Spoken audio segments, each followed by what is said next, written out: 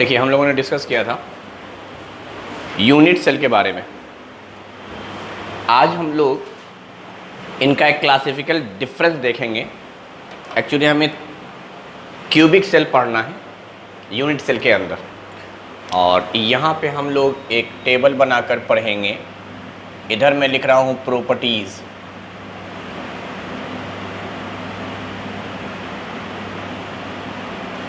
यहाँ लिखेंगे SCC simple cubic cell, यहाँ हम लोग लिखेंगे BCC और ये होगा हमारा FCC। उतार रही है।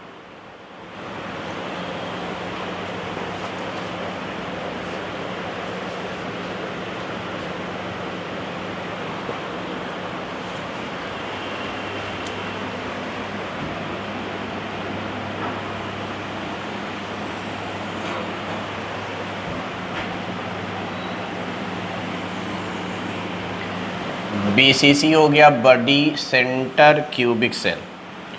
FCC का ही दूसरा नाम है CCP। बोले तो ये आप मान के चलिए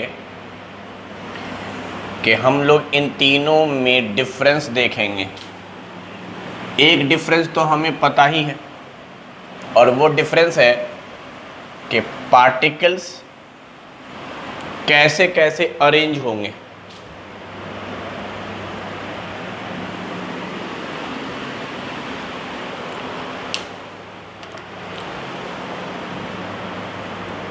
तो पहली प्रॉपर्टी हम लोग यही डिस्कस करेंगे। फर्स्ट प्रॉपर्टी इज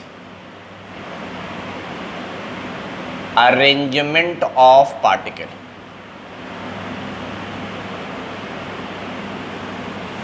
एटम बोलो या पार्टिकल बोलो, एटम किस तरह से अरेंज्ड है या पार्टिकल किस तरह से अरेंज है। तो SCC में कहाँ है? At all corners only.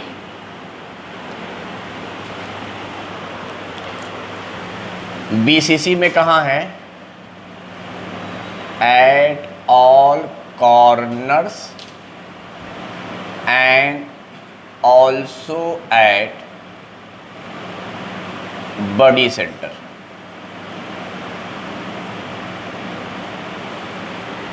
FCC में है at all corners and also at all faces।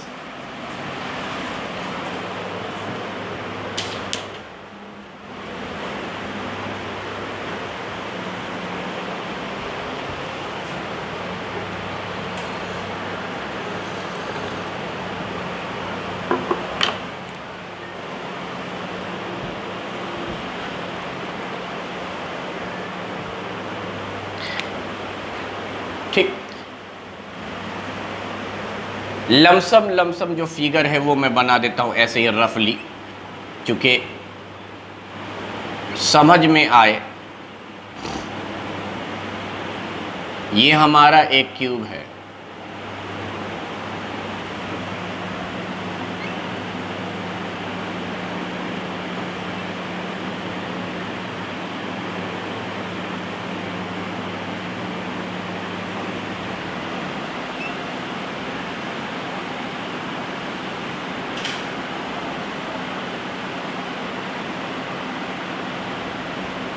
ठीक है। पार्टिकल्स पाए जाते हैं कॉर्नर्स पर, particle present at corners.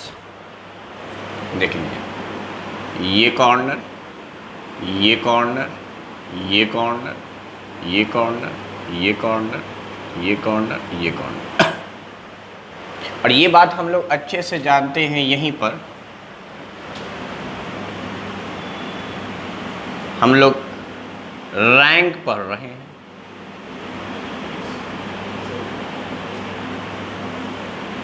Effective atomic number.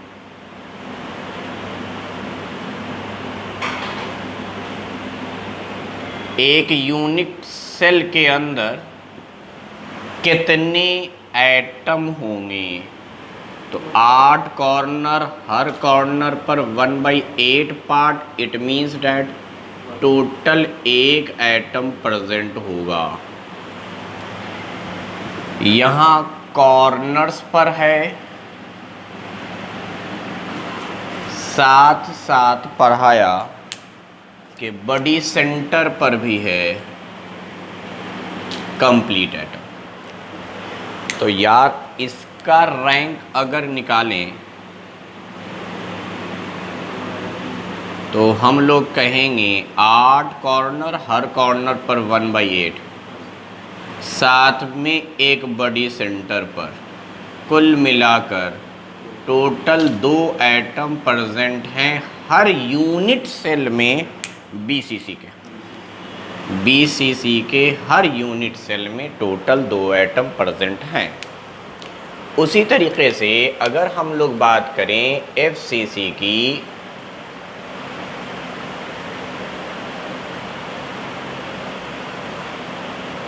ये कॉर्नर्स हो गए, मैंने हर फेस पर बताया है कि आधा आधा एटम हर फेस पे होगा। तो यहाँ से जब आप z की वैल्यू निकाल रहे होंगे तो वो वैल्यू आ रहा होगा 8 कॉर्नर है, हर कॉर्नर पर 1/8, साथ में 6 फेसेस हैं, हर फेस पर 1/2। इसको सॉल्व करोगे तो ये आ जाएगा 4 एटम।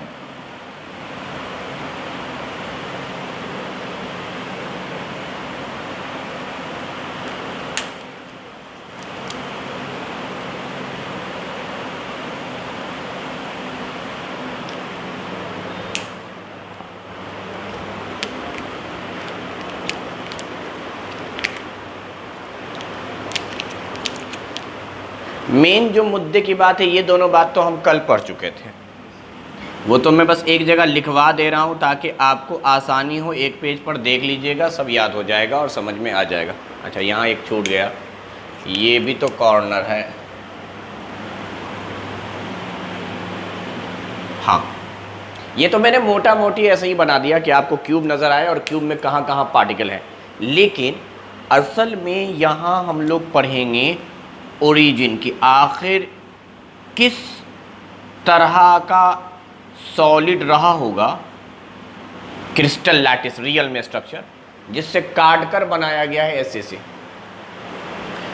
हमने कहा था जो रियल में स्ट्रक्चर होता है उसका नाम है क्रिस्टल लैटिस, वहाँ से हम लोग काट कर तब पढ़ते हैं एनालिसिस के, सिर्फ इतनी ही चीज़ का हम पढ़ेंगे, ये पूरी प्रॉपर्टी बता देगा स्ट्रक्चर का। तो हम ओरिजिन पढ़ने जा रहे हैं कि ये एससीसी कैसे बना। तो एससीसी बनता है ए टाइप पैकिंग से।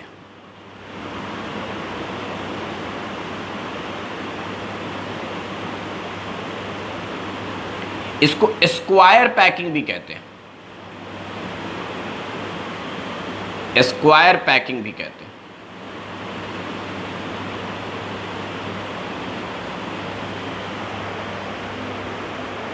अभी समझेंगे, पहले देखिए होता क्या है, आप ऐसा सोचें, वैसे मैं आपको हो सकता है मंडे के दिन प्रेजेंटेशन दूं, ये सारी चीज़ें आपको दिखाई देंगी जो मैं नोट्स के तौर पर पहले लिखवा दे रहा हूँ।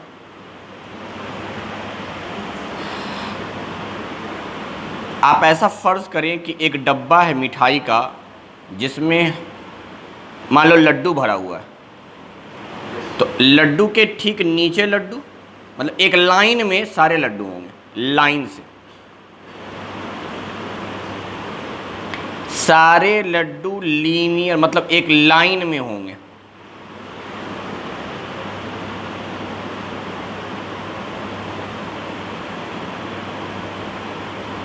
हालांकि ये 2D फिगर आपको दिख रहा है, लेकिन मैं बताऊं एक्चुअली है क्या कहानी। पूरा का पूरा लड्डू,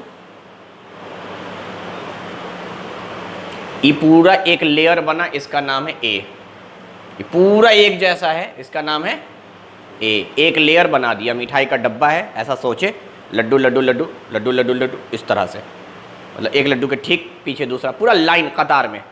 अब उसके ऊपर भी रखना है लड्डू, यहाँ इसके ऊपर लड्डू रखना है।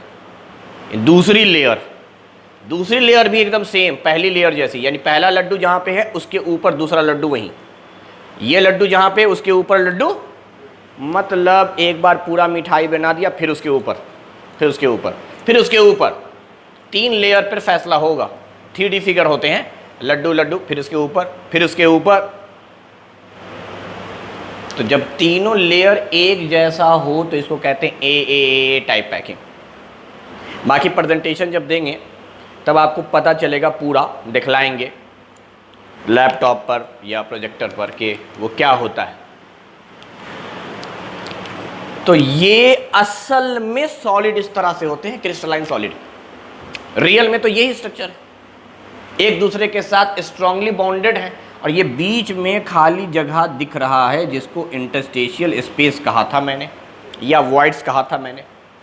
ठीक है, अब सुनिए, मैंने आपसे ये कहा कि कम से कम मिनिमम वो पार्ट काटेंगे जो यूनिट सेल बनावे, तो ये काट के निकाल लिया गया। तो ओरिजिन ये है, और काट के निकालेंगे तो आपको जो दिखेगा स्ट्रक्चर वो ऐसा दिखेगा, जिसको मैं दोबारा से यहां बना दे रहा हूं। मेरे पास असल में तो एटम ये था, रियल में तो एटम ये थे, बोलो, लेकिन इसका जो लैटिस पॉइंट है यानी सेंटर जहां पर रखा गया है, इनको आपस में अगर हमने मिला दिया तो यही एक क्यूब बन गया। असल में हम लोगों ने 2D फिगर बनाया इसलिए आपको स्क्वायर दिख रहा है, लेकिन रियल में ये और असल में ये है स्ट्रक्चर।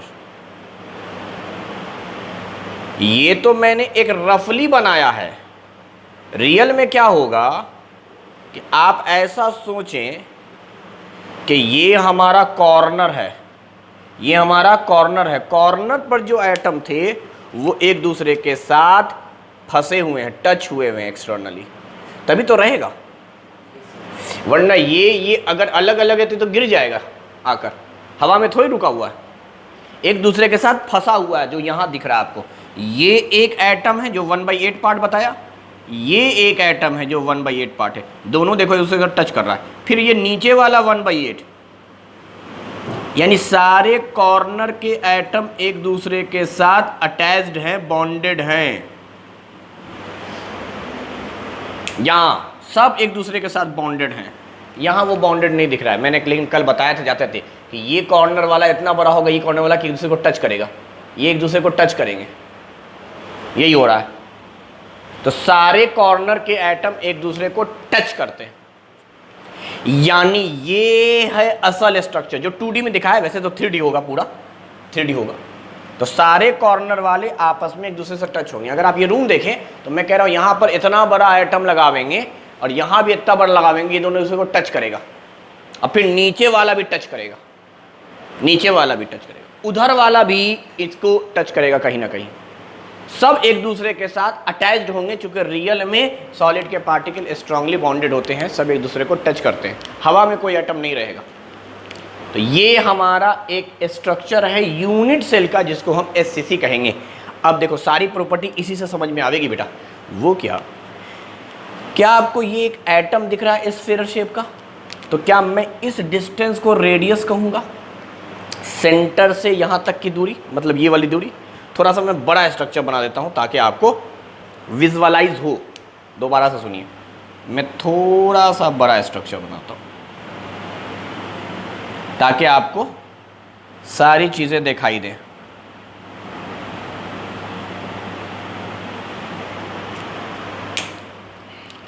मान लीजिए ये सेंटर, ये सेंटर, ये सेंटर, ये सेंटर। आपने सेंटर को ये इमेजिनरी लाइन से काटा है मैंने। रियल में ये एटम्स हैं। अच्छा, जो रियल में एटम्स हैं वो ये हैं, इसको इसी को रेडियस कहा जा रहा है। ये रेडियस सब रेडियस है, जिसको मैं शेड कर रहा हूँ। ये एटम है भाई, देखो यही फंसा हुआ है एक दूसरे के साथ, यहाँ पे बॉन्डेड है।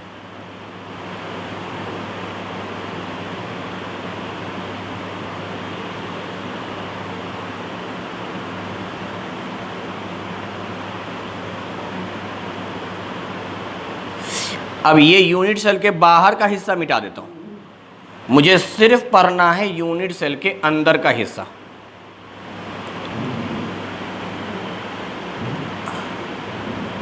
तो जब भी कभी सॉलिड ए टाइप से पैक्ड होगा, उसका जब हम काट के निकालेंगे तो उसका यूनिट सेल कुछ ऐसा दिखाई देगा, जहां ये 1/8 पार्ट है एटम के, 1/8 पार्ट ऑफ एटम है, और यहां पर दो एटम एक दूसरे को टच कर रहे हैं।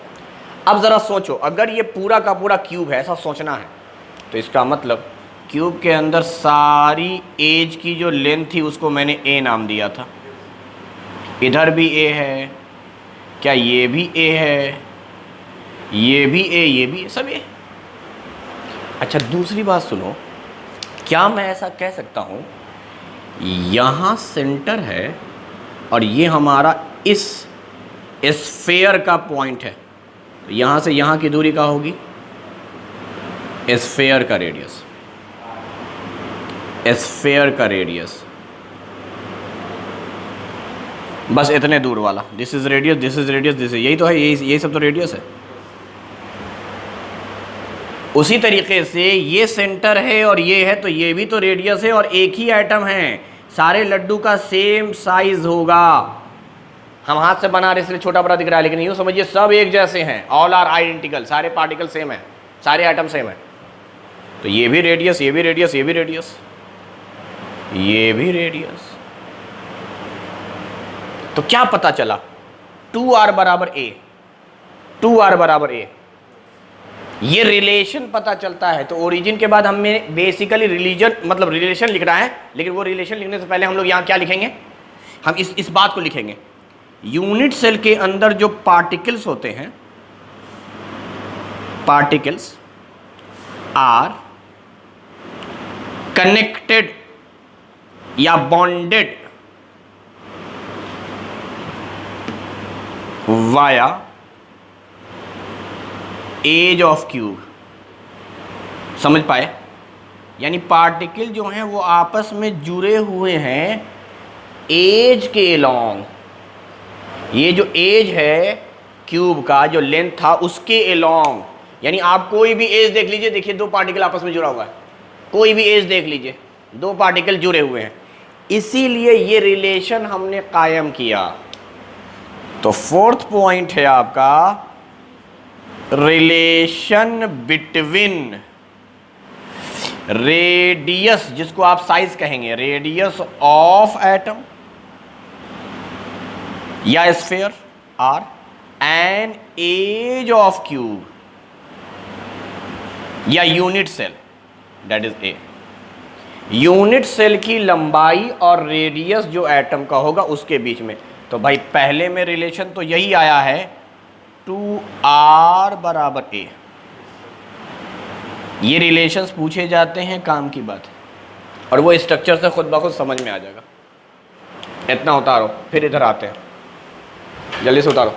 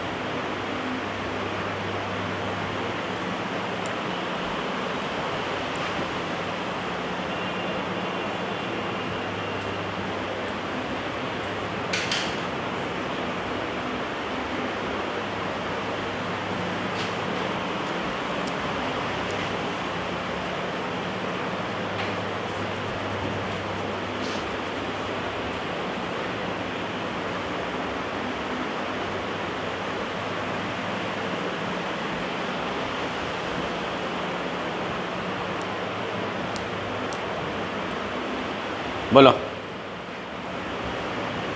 हो गया? देखिए बीसीसी में जो पैकिंग है उसका नाम नहीं है कुछ। यहाँ पैकिंग जैसे ए टाइप ए स्क्वायर पैकिंग है एससीसी का नाम, ऐसा कोई पैकिंग का नाम यहाँ नहीं है, लेकिन पैकिंग होता है, वो पैकिंग मैं दिखला रहा हूँ कैसे होता है। तो सुनिए, अब आपको डब्बे में एक लड्डू रखना है, अब दूसरे लड्डू को सटाना नहीं है, थोड़ा सा गैप है,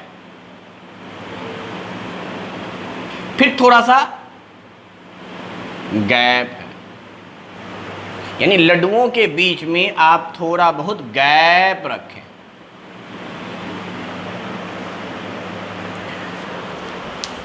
लेकिन चूंकि ये सॉलिड है तो अभी अपने लेयर में तो एक दूसरे के साथ नहीं जुड़ा हुआ है, एक लाइन आपने रखा, लड्डू लड्डू के बीच में थोड़ा थोड़ा गैप रखा है।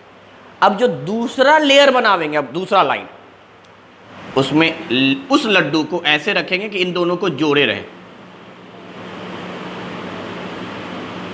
इसने पकड़ के रखा है इन दोनों को, वरना ये दोनों लड्डू अगर ये नहीं पकड़ के रखता तो ये दोनों डिस्प्लेस हो सकते थे, अब नहीं होंगे, इसने पकड़ के रखा है, ये दोनों कहीं नहीं जाएंगे। फिर अगला जो इसी लाइन में बनावेंगे उसके बीच में गैप होगा,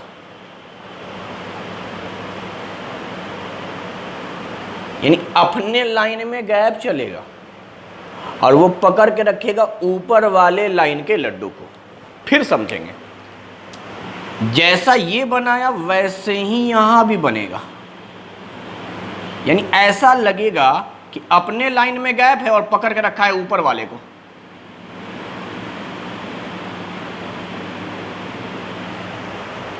अपने लाइन में गैप दिखेगा बेटा, लेकिन ये अपने से ऊपर वाले के साथ कनेक्टेड होगा।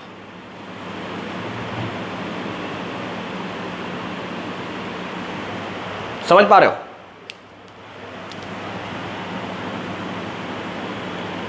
इस तरह का कुछ अरेंजमेंट होगा।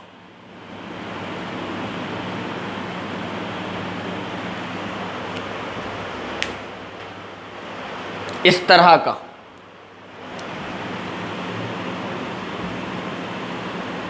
ये भी कहलाता है क्रिस्टलाइन सॉलिड, क्योंकि अरेंजमेंट एकदम सेम है, एक जैसा, सारे पार्टिकल्स लाइन से जैसे चाहो वैसे, पूरा क्रिस्टलाइन सॉलिड, एमॉर्फस नहीं है, सब रेगुलर अरेंजमेंट है। अच्छा, एक मिनट समझ लेते हैं पहले बात को। अब यहां हमें यूनिट सेल निकालना है, तो यूनिट सेल के लिए मैंने क्या कहा है, मैंने कहा है आप किसी भी दो लगातार जो एक लाइन में मिल जाएं को मिला लीजिए। क्या मिलाएंगे आप? क्या मिलाएंगे आप? Lattice point. तो लैटिस पॉइंट को मिला लिया आपने, दो लगातार। अब यहां है तो एक लाइन में स्ट्रेट में यहीं पे मिलेगा, इस लाइन में स्ट्रेट में लैटिस पॉइंट यहीं मिलेगा। लैटिस पॉइंट क्या होता है? सेंटर होता है उस स्फीयर का या एटम का। समझ में आ रही बात? ये निकालिएगा। अब कोई बोले कि सर हम ब्लैक वाले से न शुरू करके अगर यहाँ से शुरू करते तो बना सकते थे, बिल्कुल बना सकते थे, मर्जी है आपकी। यूनिट सेल देखिए, ये है लैटिस पॉइंट, ये है लैटिस पॉइंट, यही तो मिलेगा।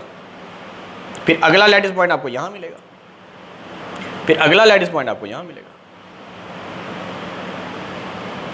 वही चीज तो आप काट के निकाल रहे हैं। आपको ऐसा लग रहा है कॉर्नर पर है और बीच में है बॉडी सेंटर पर एक एटम, ऐसा लगेगा कॉर्नर पर है और बीच में है बॉडी सेंटर पर। यहां खाली कॉर्नर पे था, यहां सिर्फ कॉर्नर पर था, और यहां फील आएगा कॉर्नर पे तो है ही, साथ में बीच में एक कंप्लीट एटम है। कॉर्नर पर 1/8 1/8 1/8 1/8। तो अगर हम यहां पर एक स्ट्रक्चर सोचें रिलेशन के खातिर, अब चाहे आप ये वाला निकालो, ये वाला निकालो, आएगा यूनिट सेल वही कॉर्नर पर और ठीक बीचों बीच में, मर्जी है अपनी। पहले गैप दिखलाया,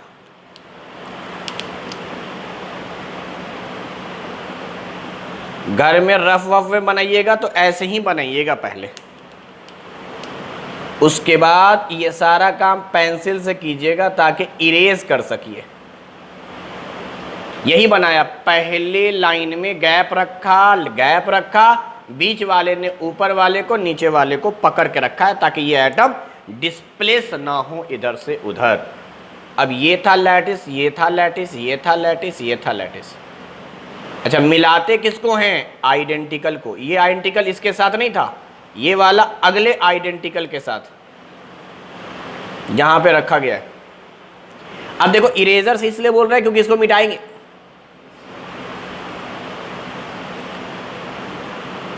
इसलिए पेंसिल से बनाइएगा ताकि इरेजर से इसको मिटा सके।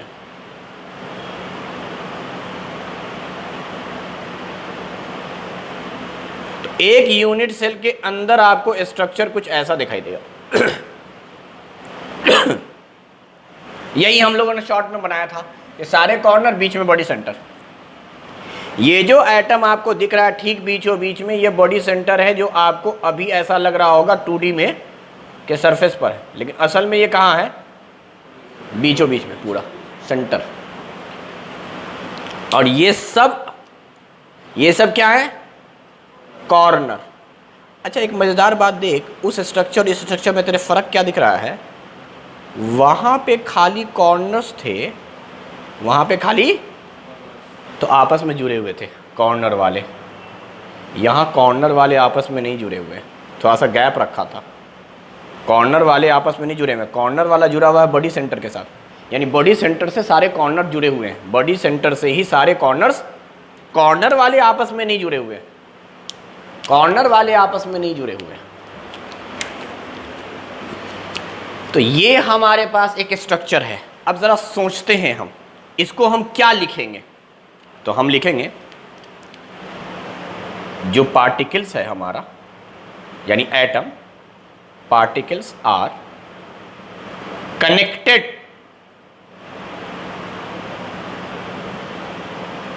थ्रू, आपस में कैसे जुड़ा हुआ है? बोलो, बॉडी डायगोनल। ये जो है, यही तो आपका बॉडी डायगोनल है, ऐसे जुड़ा हुआ है। अब एज से नहीं जुड़ा हुआ है, ये कॉर्नर, ये बॉडी सेंटर, वो कॉर्नर, ये जुड़ा हुआ है। पहले कॉर्नर जुड़ा था तो एज के थ्रू जुड़ा हुआ था, थ्रू बॉडी डायगोनल। यही आपका कनेक्टिंग है। यहां पर एटम ऐसे जुड़े हुए थे, ऐसे जुड़े हुए थे, देखो आपस में। लेकिन यहां कैसे जुड़े हुए हैं? ऐसे या ऐसे। समझ पा रहा क्या? तो रिलेशन में क्या लिखेंगे? ये तो हमने लिख दिया, बॉडी डायगोनल से जुड़े हुए हैं, दिख भी रहा है, बॉडी डायगोनल से जुड़ा हुआ दिख भी रहा है। But the question is, relation में क्या लिखेंगे? तो ध्यान से सुन, क्या ये रेडियस हो गया यहां से यहां तक का? फिर बॉडी सेंटर है तो पूरा का पूरा डायमीटर, और फिर रेडियस। तो सुन, ये आर जुड़ के हो गया 2r, और डायमीटर को कहते हैं 2r। टोटल यहां से यहां तक की डिस्टेंस है 4r।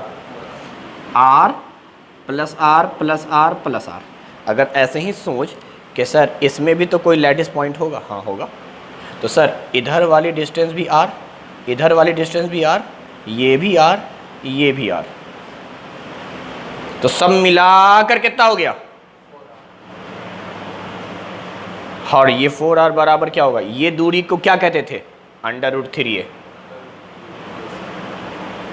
इस दूरी को हम लोग नाम देते थे √3a। बॉडी डायगोनल की लंबाई। तो ये है हमारा BCC का स्ट्रक्चर। FCC के पैकिंग का नाम है बेटा, इस पैकिंग को कहते हैं ABC। ABC तीनों अलग अलग लेयर होगा। A एक अलग लेयर है, B अलग है, C अलग है। ABC। इसी को कहते हैं क्लोज्ड क्यूबिक पैकिंग, इसीलिए इसका नाम हो जाता है पैकिंग के एतबार से CCP। क्लोज्ड इसलिए कि बाहर से कुछ दिखता ही नहीं है। यहां पे बाहर से आपको ये सुराख दिखाई देंगे, ये सब छेद, क्योंकि लड्डू रखा हुआ है लाइन से, बीच में जगह है, वो आपको दिखाई देगा, वो आपको दिखाई देगा। लेकिन इस पैकिंग में बाहर से आपको दिखाई लड्डू नहीं देगा, मतलब लड्डू तो दिखाई देगा, बीच में छेद दिखाई नहीं देंगे लड्डुओं के बीच में, बाहर से दिखाई देगा, पूरी तरह से क्लोज्ड हो गया। ये फिगर बोर्ड पे बनाना बहुत मुश्किल है, फिर भी मैं कोशिश कर रहा हूँ थोड़ा सा आपको आइडिया दूँ, समझाऊँ, चूँकि इसको हम कंप्लीटली दिखलाएंगे वीडियो पर, जब कॉन्फ्रेंस में दिखलाएंगे आपको प्रेजेंटेशन में, तो उसमें आपको ये दिखलाएंगे, तब आपको फील होगा। मगर आप थोड़ा सा सोचें हो क्या रहा है, थोड़ा सा ये मुख्तलिफ कैसे है एक दूसरे से। तो पहले देख लो, ये एकदम एक दूसरे के साथ टच्ड है। अच्छा, ये एक लेयर हो गया। अब इसके ठीक नीचे बना दिया जाता तो वो हो जाता, नीचे नहीं बनाना, अब बनाना है एक दूसरे के साथ, यानी ये दोनों मिक्स किया गया। यहां पर करीब करीब थे, यहां अलग अलग था, लेकिन नीचे वाला इन दोनों के बीच को कनेक्ट कर रहा था। यहां भी आपस में सब जुड़े हुए हैं और बीच वाला जो है नीचे वाला ऊपर वाले को कनेक्ट कर रहा है, और ये सब आपस में एक दूसरे को कनेक्ट कर रहे हैं।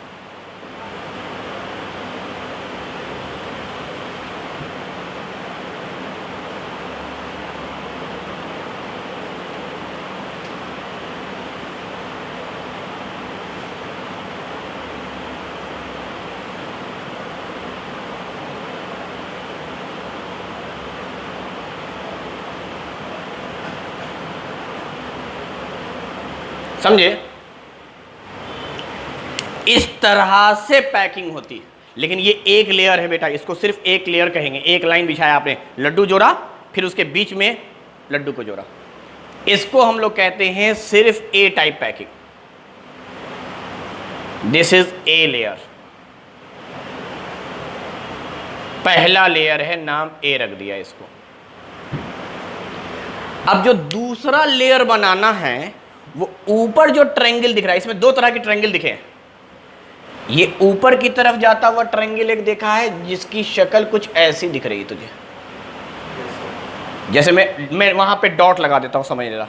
ये वाला ट्रायंगल, ये वाला ट्रायंगल, ये वाला ट्रायंगल, ये वाला ट्रायंगल, ये वाला ट्रायंगल, ये वाला ट्रायंगल, ये वाला, जिसका मुंह ऊपर की तरफ है। और एक ट्रायंगल ऐसे बन रहा है नीचे की तरफ, दिख रहा है, ये वाला, ये वाला, ये वाला, ये वाला, ये वाला। एक ट्रायंगल का मुंह ऊपर की तरफ, एक का नीचे की तरफ। जबकि यहां ऐसा नहीं था, यहां सब जगह जो ये वॉइड्स हैं, छेद जो दिख रहे हैं, होल, ये सब एक जैसे दिख रहे हैं, सब जगह, सब जगह एक जैसे। यहां पर भी सब जगह वॉइड्स एक जैसे दिखेंगे, सब जगह वॉइड्स, देख लो वॉइड्स सब जगह जाए। यहां पर ट्रायंगल है, लेकिन इसका मुंह ऊपर नीचे है। और मजेदार बात यह है कि आगे चल के पढ़ेंगे, जो उसका मुंह ऊपर की तरफ दिख रहा है, उसको हम लोग कहते हैं टेट्राहेड्रल वॉइड्स। क्या बोलते हैं? Tetrahedral voids. और जिसका मुंह नीचे की तरफ है, उसको बोलते हैं ऑक्टाहेड्रल वॉइड्स। यही दो चीज समझनी है बेटा इसमें। टेट्राहेड्रल वॉइड्स का मतलब होता है एक ऐसा छेद जिसको बनाया है 4 एटमों ने, यानी कोऑर्डिनेशन नंबर 4 है उस छेद का भी। ऐसा लगेगा छेद से जुड़ा हुआ 4 एटम है। एटम से जुड़ा हुआ एटम रहे तो कोऑर्डिनेशन नंबर होता है, लेकिन छेद से भी जुड़ा हुआ होगा। हो सकता है कुछ ऐसा हो, मैं बस सब समझावेला बता रहा हूं कि एक एटम है, ये दूसरा एटम है, ये तीसरा एटम है, ये चौथा एटम है, तो ये बीच में जगह खाली रही, तो अब कहा गया कि भाई ये खाली जगह का कोऑर्डिनेशन नंबर कितना है, खाली जगह का। ये खाली जगह से कौन कौन अटैच है? खाली जगह से ये अटैच है, ये अटैच है, ये अटैच है, ये जितने एटम अटैच हो वही कोऑर्डिनेशन नंबर होता है। चाहे आप एटम का निकालो, चाहे आप खाली जगह का निकालो, तो खाली जगह का भी कोऑर्डिनेशन नंबर हम निकाल सकते हैं कि भाई ये खाली जगह को घेरा कितने एटमों ने है। तो पता चला खाली जगह को घेरा है 4 एटमों ने। अगर 4 एटमों ने घेरा है तो इसके लिए लफ्ज आता है tetrahedral voids. Tetrahedral voids. Octahedral voids 6, confuse मत होंगे 8 पर, ऑक्टा में 6।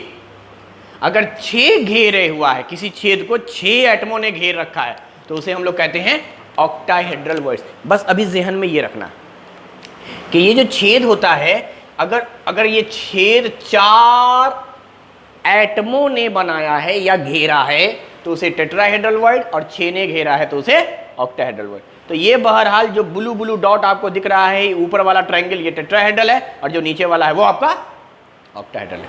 अब सुनिए होता क्या है, ये तो आपने एक लेयर बना दिया। अब जो अगली बार लड्डू रखना है वो सेम इस पर नहीं रखना।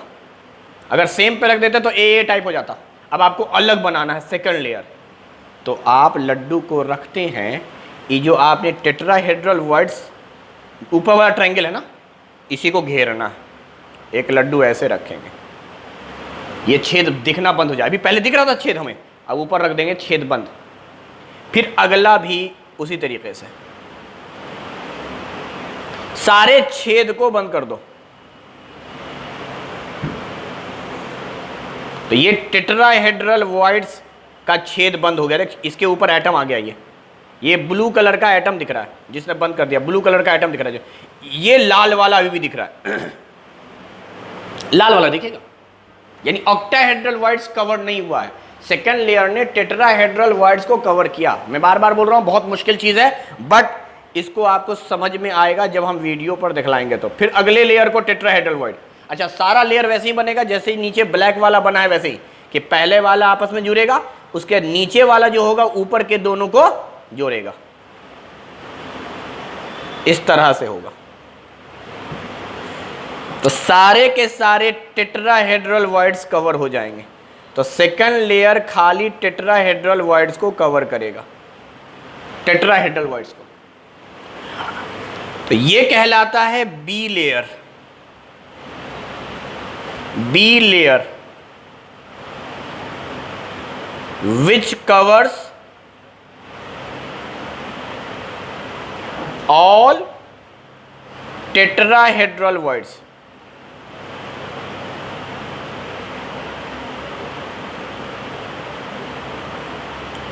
अब आएगी आखिरी बारी। अब मुझे छेद बंद करना है। अभी ये छेद दिखाई दे रहा है। अच्छा, ऐसे ही सोच, ये जो छेद है इसको कितने एटमों ने पकड़ के रखा है? 4। एक ये भी है ब्लू वाला भी।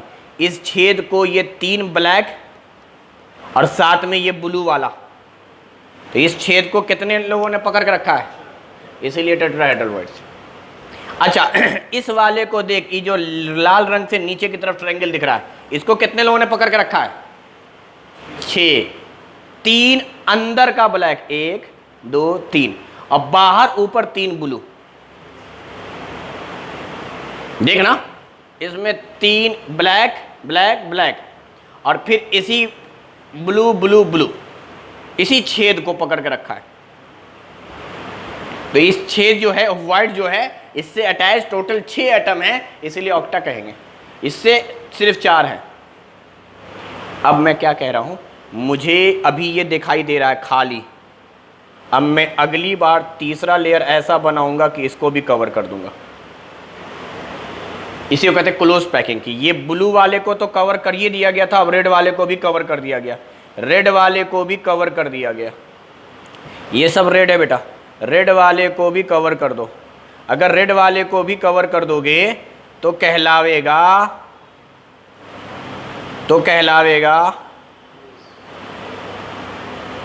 इस तरह से सब कवर हो जाएगा।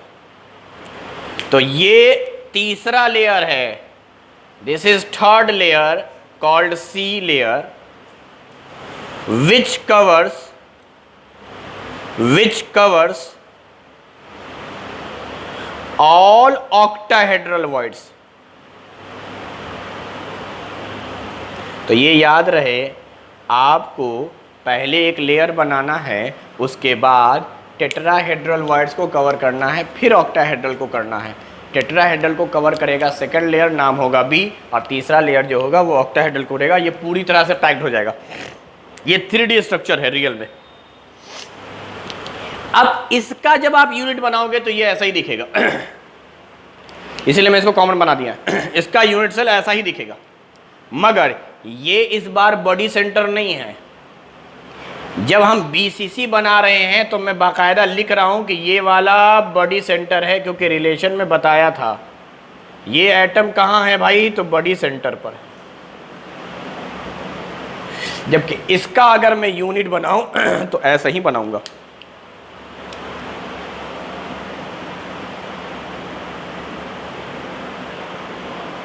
अच्छा, बीच में गैप।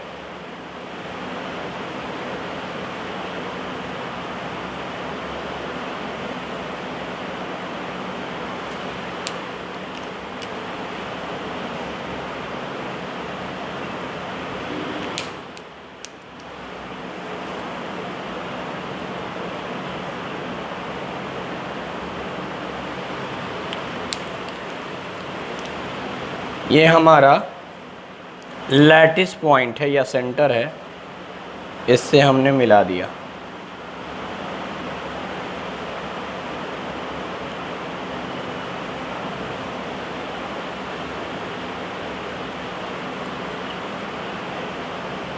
इन पॉइंटों को हटा दो।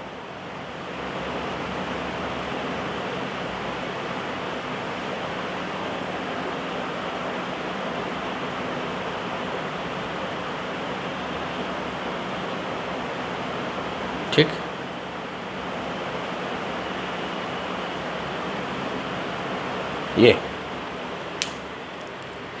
ये हमारा एटम है।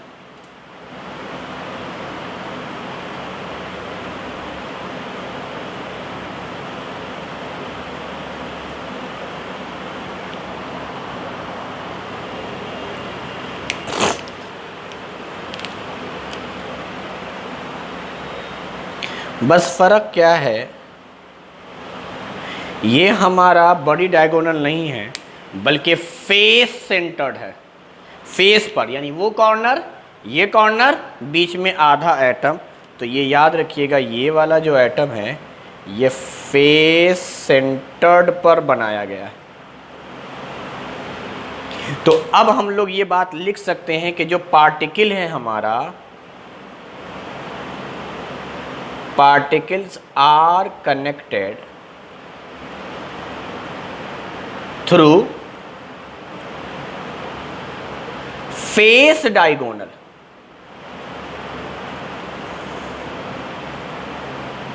दो डायगोनल होते हैं, एक बॉडी डायगोनल जो पूरे क्यूब का डायगोनल है, और एक फेस डायगोनल जो स्क्वायर का डायगोनल है।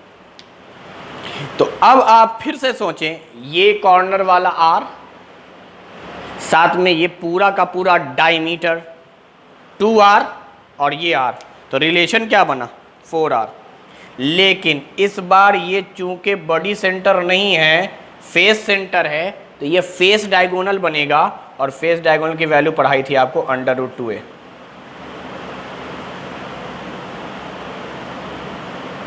तो ये मिनिमम बातचीत है जो आपको याद रखनी चाहिए कि ओरिजिन क्या है। ओरिजिन से पता चलेगा कि ये फिगर रिलेशन क्या बता रहा है। वैसे इससे ही पता चल जाएगा कि अच्छा कॉर्नर वाले आपस में जुड़े हुए हैं, कॉर्नर वाले आपस में जुड़े हुए हैं, तो कॉर्नर का आर 2r बराबर a। अच्छा, कॉर्नर वाले बॉडी सेंटर से जुड़े हुए हैं, तो यहाँ पर भी r, वहाँ भी r, दोनों कॉर्नर का और साथ में बॉडी सेंटर का पूरा डायमीटर लिया जाएगा, तो 4r बराबर √3a। फिर उस तरीके से यहाँ फेस डायगोनल के अलॉन्ग जुड़े हुए हैं, तो ये भी r है, ये भी r है, बीच में ये पूरा का पूरा डायमीटर है, तो 4r बराबर √2a। तो सेंटर में हमेशा 4r लेंगे, जो सेंटर्ड वाला होता है। जहाँ सेंटर्ड नहीं था, प्रिमिटिव था, वो 2r है। तो ये पूरा का पूरा एक ब्रीफ इंट्रोडक्शन है ऑक्टाहेड्रल, टेट्राहेड्रल, वाइड। सिर्फ ऐसे ही समझाने के लिए यहाँ लिख दिया है। आपको मेन डिटेल में तो तब समझ में आवेगा जब आप खुद से देखेंगे चीज़ों को और समझेंगे। ठीक है, तो उतार लीजिए। आज के लिए इतना काफ़ी है।